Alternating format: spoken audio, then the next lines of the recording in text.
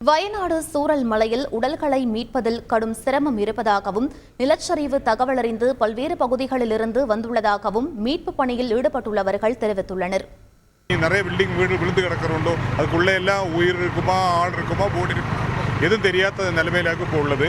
எத்தனை வீடு போச்சுன்னு ஓடி தெரியாது. அந்த அங்கே இருக்கிற ஊரா வீடும் உடஞ்சி போயிடுச்சு. அந்த இடமே இல்லாத மாதிரி ஆயிடுச்சு. அதனால் காலையில் தான் அந்த கரெக்டான விவரம் தெரியும். நம்ம போய்ஸ் எல்லாம் வந்திருக்கு. காலையில் போய் அந்த ஆளுகளை ஏதோ உயிர் காப்பாற்றுறதுக்கோ அது போடி இருந்தால் எடுக்கிறதுக்கு எல்லாம் காலையில் தான் நடக்கும். இப்போ எதுவும் நடக்காத நிலைமையாக உள்ளது. அங்கே போகும்போது 22 போடி இருந்துச்சு. அந்த 22 போடியும் இங்கே அனுப்பியாச்சு. அதுக்கு மேலே தான் இப்போ நாங்கள் எல்லோருமே வந்திருக்கு. இனியும் நிறைய போடி அங்கே கிடைக்கிறதுக்கு இருக்குது.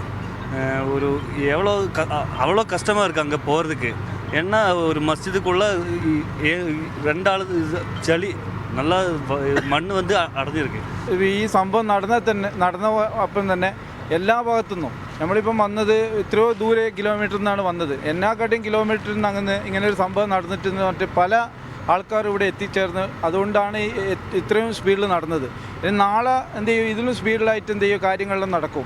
കുറേ ബോഡികൾ എന്ന് പറഞ്ഞാൽ ഇപ്പോൾ ഈ 2 കിലോമീറ്റർ അപ്പുറത്തു നിന്നാണ് ഈ സംഭവം നടന്നത്. ഇനിയും നാളെ കുറച്ചും കൂടി തെരച്ചിൽ നടത്തി കഴിഞ്ഞാൽ ഇനിയും ബോഡി കിട്ടാൻ സാധ്യതയുണ്ട്.